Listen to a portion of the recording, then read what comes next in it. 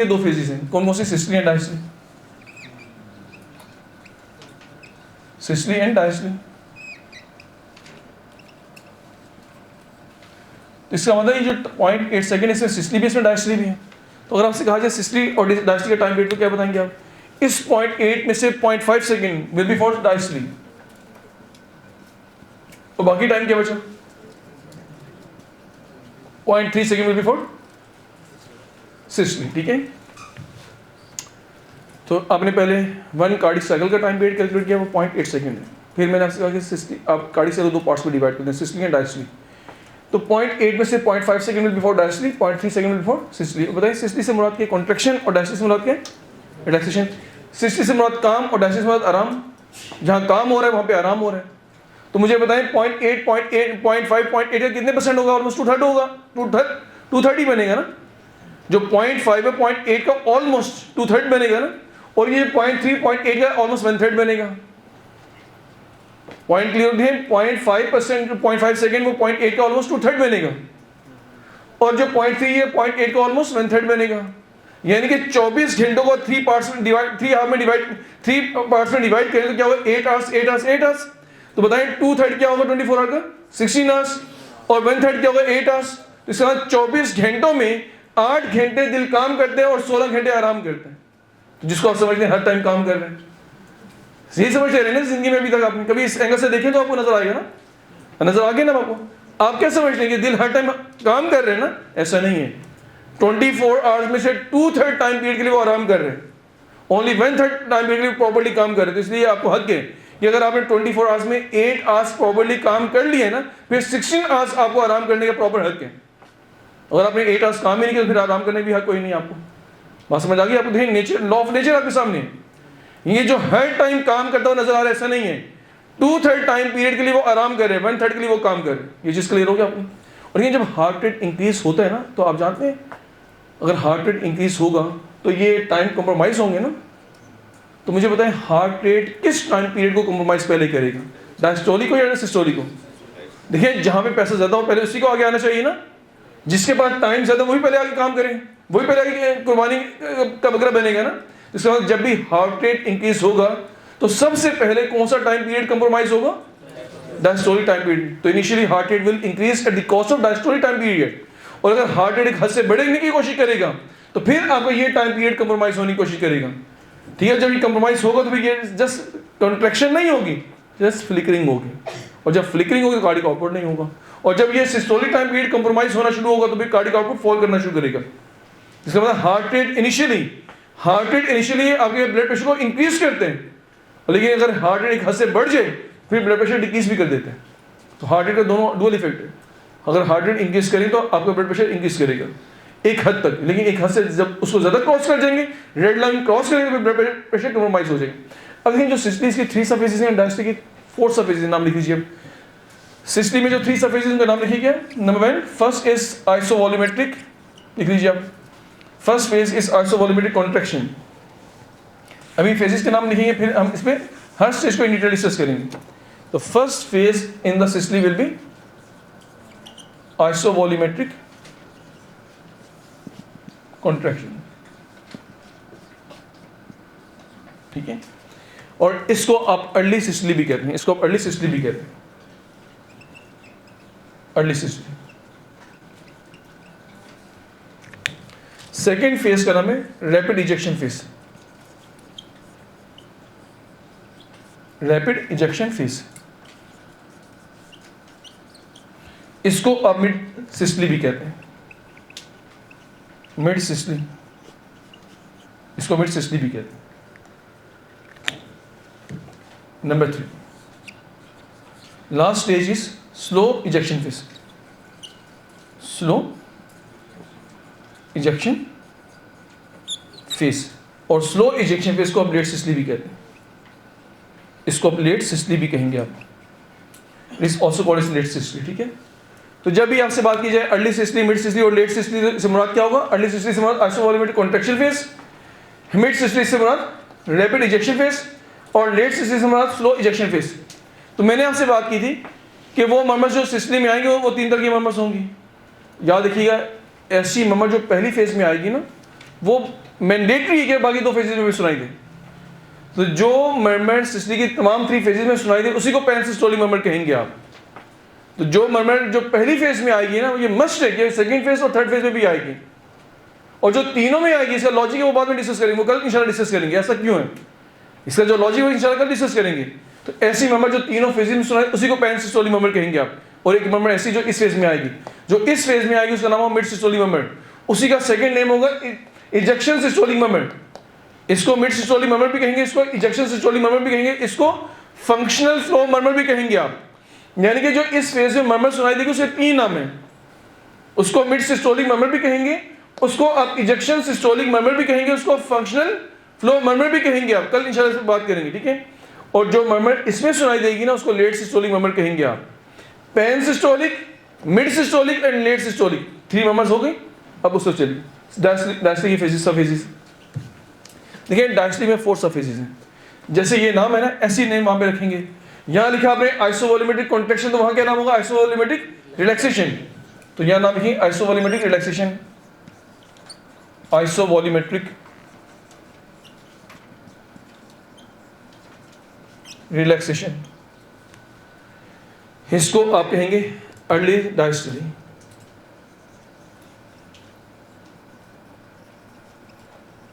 इसको हम अर्ली डायस्टोली कहेंगे, ठीक है। इसके बाद नेक्स्ट सेकेंड फेज, यहां पे क्या था रैपिड इजेक्शन फेज है ना, इसके अगेंस्ट मानिए rapid ventricular filling phase, rapid ventricular filling phase, rapid ventricular filling phase, इसको हम रैपिड वेंट्रिकुलर फिलिंग फेज कहेंगे हम। अब थर्ड फेज का नाम लिख के फिर हम उन दोनों को कलेक्टिवली लेबल करेंगे मिड डायस्टोली, ठीक है। यहाँ तो मिड डायस्टोली से इसके इक्विवेलेंट है ना, क्योंकि वहाँ पे 4 फेजेस है ना। तो आप एक फेज का नाम और लिखिए आप, नंबर 3। देखिए यहाँ पे नंबर 3 का नाम क्या था, स्लो इजेक्शन फेज है ना, तो वहाँ पर slow ventricular filling, slow ventricular filling phase. तो इन दोनों को कलेक्टिवली क्या लेबल करेंगे हम, मिड डायस्टोली। इन दोनों को कलेक्टिवली लेबल करेंगे मिड डायस्टोली, मिड डायस्टोली, ठीक है। अब लास्ट में आपके पास जो फेज बचेगी उसका नाम है एट्रियल सिस्टोली, नंबर 4, एट्रियल सिस्टोली। और एट्रियल सिस्टोली का सेकेंड नेम होगा लेट डायस्टोली, लेट डायस्टोली, ठीक है। तो ये आपकी टोटल 4 सब फेजेस हैं कार्डिक साइकिल की। तो कार्डिक साइकिल की टोटल 4 सब फेजेस हैं, और इन 4 सब फेजेस को आपने 2 मेन ग्रुप्स में कैटेगराइज किया, systolic phases and diastolic phases. देखिए आपने यहाँ पे नोट किया था कि जो इस फेज में मर्मर सुनाई देगी वो क्या होगा, वो बाकी में सुनाई देगी, यस। और जो तीनों में सुनाई देगी उसको क्या कहेंगे आप, पैन सिस्टोलिक मर्मर के 3 डिफरेंशियल्स हैं। मैंने जो बोला वो रट्टा समझे आप, कॉन्सेप्ट कल डिस्कस करेंगे। वो कौन से 3 डिफरेंशियल आपके सामने रखे थे मैंने, माइट्रिकल रिगर्जिटेशन, ट्राइकस्पिड रिगर्जिटेशन और वीएसटी, ठीक है। फिर जो इस फेज में सुनाई देगी उसके 3 नाम बोले मैंने आपके सामने, क्या क्या नाम है, mid systolic murmur, ejection systolic murmur, और तीसरा नाम क्या बोला था, फंक्शनल फ्लो मर्मर। को फंक्शनल फ्लो मर्मर क्यों कहते हैं कल बात करेंगे इसमें, ठीक है। नेक्स्ट जो मर्मर यहाँ सुनाई देगी उसका नाम क्या होगा, लेट सिस्टोलिक मर्मर। 3 मर्मर्स हो गए यहाँ पे। अब 2 मर्मर्स डायस्टोलिक भी थे ना। अब देखें इस फेज में क्या मर्मर सुनाई देगी, यस डायस्टोलिक में बात ये जो इस फेज में मर्मर सुनाई देगी वो इसी फेज में सुनाई देगी, वो बाकी फेज में सुनाई नहीं देगी। जबकि यहाँ पे ऐसा नहीं है, यहाँ पे जो इस फेज में सुनाई देगी वो सब में सुनाई देगी, उसको पैन सिस्टोलिक लेबल कर दिया आपने। वहाँ पे ऐसा नहीं है, वहाँ पे जो इस फेज में मर्मर सुनाई देगी वो इसी फेज में सुनाई देगी, बाकी इन 3 फेजेस में सुनाई नहीं देगी। तो फिर नाम क्या होगा, early diastolic murmur. Pan diastolic murmur के नाम से कोई मर्मर नहीं है, पैन सिस्टोलिक तो है लेकिन पैन डायस्टोलिक नहीं है। तो जो यहाँ सुनाई देगी वो यही सुनाई देगी, जो यहाँ सुनाई देगी वो यही सुनाई देगी, उसको क्या कहेंगे आप, मिड डायस्टोलिक मर्मर। तो डायस्टोलिक मर्मर्स कितनी होंगी, सिर्फ 2, कौन कौन सी, early diastolic and mid diastolic. Total कितनी मर्मर्स हो गई, 5 हो गए। एक मर्मर ऐसी भी होगी जो दोनों फेजेस में सिस्टोलिक डायस्टोलिक दोनों में सुनाई देगी, क्या होगा, तो टोटल ये 6 मर्मर्स हैं, याद है आपको। तो जितनी भी मर्मर्स हैं उनको कितने ग्रुप्स में कैटेगराइज करेंगे, 3 ग्रुप्स में। Number 1 systolic murmurs, number 2 diastolic murmurs, और नंबर 3 सिस्टोलिक प्लस डायस्टोलिक, उसको क्या कहेंगे, मशीनरी मर्मर। ये चीज़ क्लियर हो गया आपको। अब थोड़ा सा आप आज कल का काम आज सुन लें ताकि कल को मुझे समझाने में और आसानी हो जाए। बस अब लिखने वाले काम नहीं, बस थोड़ा सुना दूँ मैं आपको। देखिए थोड़ा सा मैं सब समझाऊंगा सिर्फ इसलिए ताकि कल को थोड़ा सा आपको और आसानी हो जाए आपको। अभी हर फेज को मैंने इन डिटेल डिस्कस करना है, फिर किस फेज में कौन सी आपको नॉर्मल कौन सी एबनॉर्मल साउंड सुनाई दे सकती है उस पर कल इंशाल्लाह बात करेंगे। देखिए ये नाम क्या है, आइसोवॉल्यूमेट्रिक कॉन्ट्रैक्शन। थोड़ा सा मैं आपको ब्रीफ करूँगा, इसका नाम सुन के आपके ज़हन में फ़ौरन क्या आना चाहिए। ये यानी कि ये एक ऐसी फेज है जिसमें वेंट्रिकुलर मायोकार्डियम की कॉन्ट्रैक्शन स्टार्ट होगी और वेंट्रिकल के अंदर का जो ब्लड वॉल्यूम वो सेम रहेगा, इसलिए नाम क्या रखा आपने, आइसोवॉल्यूमेट्रिक कॉन्ट्रैक्शन। यानी कि जिस फेज में वेंट्रिकुलर मायोकार्डियम की कॉन्ट्रैक्शन स्टार्ट हो और उसमें उस वेंट्रिकल के अंदर मौजूद ब्लड वॉल्यूम सेम रहे, उसको आप कहेंगे आइसोवॉल्यूमेट्रिक कॉन्ट्रैक्शन। ऐसा कैसे पॉसिबल है कि वेंट्रिकुलर मायोकार्डियम की कॉन्ट्रैक्शन स्टार्ट हो, उसका ब्लड वॉल्यूम सेम रहे, ये कल बात करूंगा ऐसे कैसे पॉसिबल है। ये पॉसिबल तभी होगा ना जब तमाम वेल्स क्लोज हो जाएंगे, यानी कि आपके ये भी वेल क्लोज हो जाए, ये आपके ये दोनों वेल क्लोज हो और ये दोनों वेल क्लोज हो, तभी ऐसा होगा ना कि ये वेल भी क्लोज, ये भी क्लोज, ये भी क्लोज, ये भी। जब ऑल फोर वेल क्लोज होंगे, मायोकार्डियम कॉन्टैक्ट करेगी, बताएं फिर वॉल्यूम सेम रहेगा ना। इसका मतलब है इस फेज के अंदर all four valves will be close होंगे, ब्लड वॉल्यूम सेम रहेगा और क्या कुछ होगा बाकी बातें कल करेंगे। अब देखिए इसमें क्या होगा, रैपिड इजेक्शन फेज। इसमें क्या होगा, वेंट्रिकुलर मायोकार्डियम कॉन्टैक्ट करती चली जाएगी। मुझे बताइए जब वेंट्रिकुलर मायोकार्डियम कॉन्टैक्ट करती चली जाएगी तो इंट्रा वेंट्रिकुलर प्रेशर इंक्रीज करेगा ना, फिर इतना इंक्रीज करेगा किसी न किसी वेल को ओपन करना पड़ जाएगा। तो मुझे आप सोच के बताइए डायग्राम आपके सामने, ताकि कल तक आप सोचते रहिए, कल को अंडरस्टैंड करने में आसानी हो सके। मुझे बताइए जब तमाम वेल क्लोज हो और वेंट्रिकुलर मायोकार्डियम की कॉन्ट्रैक्शन जारी रहे, इंट्रा वेंट्रिकुलर प्रेशर इंक्रीज करेगा ना, फिर इतना इंक्रीज करेगा कि उस वजह से किसी वेल को ओपन करना पड़ेगा ना। अब सोच के बताइए कि वेंट्रिकुलर मायोकार्डियम की कॉन्ट्रैक्शन के बाद किस वेल को ओपन होना चाहिए, यहाँ से एओर्टिक और यहाँ से पल्मोनिक। तो मुझे बताइए जैसे ये रास्ता ओपन होगा, अंदर प्रेशर बिल्ट हुआ है, तो ब्लड आराम से बाहर आएगा या तेजी से बाहर आएगा, इसलिए नाम क्या रखा आपने। और देखें जो ब्लड वॉल्यूम एक कॉन्ट्रैक्शन के दौरान बाहर आते हैं ना, जब मायोकार्डियम कॉन्ट्रैक्ट करती है उस दौरान जो ब्लड वॉल्यूम बाहर आता है उसको कहते हैं क्या, स्ट्रोक वॉल्यूम कहते हैं। तो स्ट्रोक वॉल्यूम का 70% ब्लड इस फेज में बाहर आ जाते हैं। तो 70% of the stroke volume will be ejected out during this phase. बाकी बचा क्या, 30% बचा है ना। उस 30% को निकालने के लिए क्या होगा, ventricular myocardium will continue to contract, ये कॉन्ट्रैक्ट करती चली जाएगी। जब कॉन्ट्रैक्ट करती चलेगी slowly 30% of the stroke volume को बाहर निकालेगी। इसका मतलब वो फेज जिसमें ventricular myocardium will continue to contract and will eject 30% of the stroke volume slowly, इसी को क्या कहेंगे, स्लो इजेक्शन फेज। समझ में आ गया। जब ये फेज खत्म होगी, अब बताएं हार्ट को क्या करना है, आराम करना है ना। और जब आराम करे तो पहली फेज कौन सी आएगी, अब क्या होगा, वेंट्रिकुलर मायोकार्डियम रिलैक्स करना शुरू करेगी। यानी कि ये दो वेल पहले से क्लोज हैं, ये खुले थे ना, जैसे वेंट्रिकुलर मायोकार्डियम रिलैक्स करेगी तो इंट्रा वेंट्रिकुलर प्रेशर ड्रॉप करेगा ना, जैसे ही ड्रॉप करेगी ये दोनों वेल क्लोज हो जाएंगे। तो इसका मतलब ये दोनों वेल क्लोज कब होंगे, इस फेज में। और आप जानते हैं जब ये दोनों वेल क्लोज होंगे, पहले जब ये दोनों वेल जब ये दोनों वेल क्लोज होंगे तो इनके क्लोजर से देखें क्या होगा, साउंड सुनाई देगी आपको। अब इन वेल के क्लोज होने से जो साउंड सुनाई देगी ना, उसको कहेंगे S2 हार्ट साउंड। तो बताएं S2 हार्ट साउंड कब सुनाई देगी,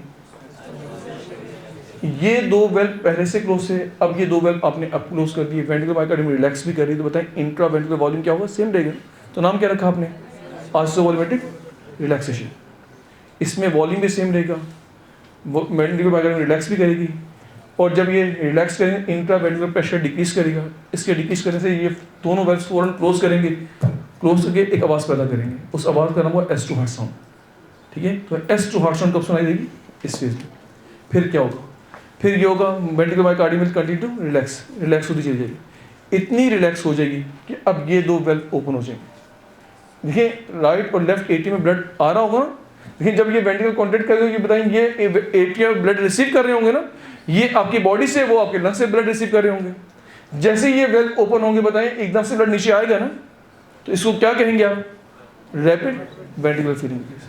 फिर आहिस्ता आहिस्ता नीचे आएगा, क्या कहेंगे आप, स्लो वेंट्रिकुलर फीलिंग। अब मुझे बताइए डायस्ट्री में जितना ब्लड यहाँ से यहाँ पे आना है उसका 70% इस फेज में नीचे आ जाएगा, इन दोनों फेज में नीचे आएगा। जो आपका डायस्ट्री में ब्लड यहाँ से नीचे यहाँ पे आना है ना, उसका 70% ब्लड इन दो फेजेस में नीचे आ जाएगा। बाकी बचेगा क्या, 30% बचे, उसको धक्का देके बाहर नीचे उतारना पड़ेगा। उस धक्के का नाम एट्रियोसिस्टोली है। उस धक्के का नाम, अब क्या होगा, ये आपके मायोकार्डियम जोर से कॉन्ट्रैक्ट करेगी रिमेनिंग 30% ब्लड को पुश करेगी। और से फिर सुन लीजिए, देखिए जब इस फेज में ब्लड एकदम से ऊपर से नीचे आएगा तो बताएं एकदम से ऊपर से पानी नीचे फेंके तो स्ट्राइक करेगा, आवाज सुनाई देगी, स्प्लैशिंग साउंड सुनाई देगी ना आपको। देखिए यहाँ से जब ब्लड आगे यहाँ गिरेगा तो उसे एक स्प्लैशिंग साउंड सुनाई देगी, उस स्प्लैशिंग साउंड का नाम S3 हार्ट साउंड होगा। देखिए इसको आपने कहा S2 हार्ट साउंड। अब जो ब्लड के नीचे गिरने से आवाज पैदा होगी उसको आप S3 हार्ट साउंड कहेंगे आप। तो मुझे बताइए S3 हार्ट साउंड आपको कब सुनाई देगी? रैपिड वेंट्रिकुलर फिलिंग फेज में, ठीक है। अब जब 30% ब्लड को धक्का देके नीचे भेजेंगे फिर वो स्ट्राइक करेगा with the walls of ventricle, फिर स्प्लैशिंग साउंड सुनाई देगी। अब इस स्प्लैशिंग साउंड को क्या कहेंगे आप? S4 heart sound. तो मुझे बताइए इनके ओपन इनके क्लोज होने से S2 हार्ट साउंड डायस्टली में सुनाई दिया, इस फेज में सुनाई दिया। इसमें जब ब्लड नीचे आके हिट हुआ तो फिर ब्लड S2 हार्ट साउंड सुनाई दी। इसमें जब आगे ब्लड दोबारा फिर हिट हुआ तो S3 हार्ट साउंड सुनाई दी। तो इसका मतलब है S2 heart sound, S3 heart sound और S4 हार्ट साउंड। ये कौन से साउंड से? ये डायस्टोलिक हार्ट साउंड से। देखिए आपकी 4 हार्ट साउंड है ना, S1, S2, S3 and S4 heart sound. तो देखिए हम आपने अंडरस्टैंड कर लिया। इनके क्लोजर से S2 हार्ट साउंड, ब्लड के नीचे एकदम से आने से S3 हार्ट साउंड, फिर एट्रियल सिस्टम में जब ब्लड आके यहाँ पे हिट करेगा फिर S4 हार्ट साउंड। ये तीनों साउंड आपको डायस्टोली में सुनाई दी ना, तो इन तीनों का नाम क्या होगा? Diastolic heart sound. तो मुझे बताइए S2 साउंड कौन सी हुई? कभी भूल रहा हूँ ना, D फॉर डायस्टोलिक। अगर S2 डायस्टोलिक है उसके बाद आने वाली भी डायस्टोलिक है, S2 भी डायस्टोलिक है, S3 भी डायस्टोलिक है, S4 भी डायस्टोलिक है। क्लियर हो गया आपको? यानी कि इसमें S2, इसमें S3 और इसमें S4। अब S1 को भी सुन लीजिए आप। देखिए अब मुझे बताएं ये दोनों वेल क्लोज हुए हैं, ये ओपन हुए ना, ये ओपन है ना। अब मुझे बताएं इसके एंड पे वो काम स्टार्ट होगा ना। अब जब ये कॉन्ट्रैक्शन स्टार्ट होगी तो इंट्रावेंट्रिकुलर प्रेशर इंक्रीज करेगा, और जैसे ही इंट्रावेंट्रिकुलर प्रेशर इंक्रीज करेगा बताएं इन दो वेल को क्लोज करेगा ना। और जब ये दो वेल क्लोज होंगे तो फिर क्या होगा? आवाज सुनाई देगी। किस फेज में? इसको S1 हार्ट साउंड कहेंगे। तो इसका मतलब है S1 heart sound will be systolic heart sound, will be produced during isovolumetric contraction phase due to striking of tricuspid and mitral valve. यानी कि जब भी ट्राइकस्पिड और माइट्रल वेल्व क्लोज करेंगे तो पहली साउंड सुनाई देगी, उसका नाम होगा S1 हार्ट साउंड। और कब सुनाई देगी? अर्ली सिस्टोली में ड्यूरिंग आइसोवॉल्यूमेट्रिक कॉन्ट्रैक्शन फेज। इसको आप सिस्टोलिक हार्ट साउंड कहेंगे आप, और बाकी तमाम साउंड यहां सुनाई देंगे उन्हें आप डायस्टोलिक हार्ट साउंड कहेंगे आप। तो इसका मतलब है S1, S2, S3 इनमें से दो साउंड ऐसी हैं जो वेल्व के क्लोज होने से सुनाई दी, और दो साउंड ऐसी हैं जो ब्लड के वॉल ऑफ वेंट्रिकल से स्ट्राइक होने के बाद सुनाई दी। तो इसमें जो हार्ट साउंड 4 हार्ट साउंड है ना, दो साउंड ऐसी हैं जो वेल्व के क्लोज होने से सुनाई दी, और दो हार्ट साउंड ऐसी हैं जो ब्लड के यहाँ पे आगे स्ट्राइक होने से सुनाई दी। जो वहां से आगे स्ट्राइक होने से सुनाई दी वो S3, S4 है, जो वेल्व के क्लोज होने से सुनाई दे वो S1 और S2 है। S for single, S for systolic, S for single, S for systolic, D for diastolic. याद है क्या आपको? यानी कि कभी भूल रहा तो ऐसे तो याद रह जाएगा ना आपको। तो अगर आपसे कहा जाए कौन सी नॉर्मल हार्ट साउंड सिस्टोलिक तो क्या कहेंगे आप? S1। कौन सी नॉर्मल हार्ट साउंड डायस्टोलिक तो क्या कहेंगे? S2। अगर S2 डायस्टोलिक है तो आने वाले बाद में सभी डायस्टोलिक होंगी। पॉइंट क्लियर हो गया? अब आपको कैसे अंदाज होगा ये S1, S2 है ऑन ऑस्कुलेशन, वो बाकी बातें इंशाल्लाह कल करेंगे। थोड़ा सा मैंने विजन दे दिया आपको, इसको जेब में रख के आइएगा। कल यहीं से हम कंटिन्यू करूंगा, ये तमाम इनके जो पॉइंट्स मैं सब आपको लिखवाऊंगा। लिखवाने के बाद फिर हम कैलकुलेट करेंगे normal and abnormal heart sound कैसे कैलकुलेट किए जाते हैं, ठीक है। लेकिन कैलकुलेट करने से पहले हम बात करेंगे कार्डियक साइकिल को मुकम्मल करने के बाद। पहला हमारा जब कार्डियक साइकिल मुकम्मल कर लेंगे तो पहला जो बात हमारी होगी वो इफेक्ट ऑफ इंस्पायरेशन और एक्सप्रेशन ऑन रेस्पिरेटरी साइकिल, उस पर बात करेंगे। फिर हम हार्ट साउंड को कैलकुलेट करने की बात स्टार्ट करेंगे। Thank you so much.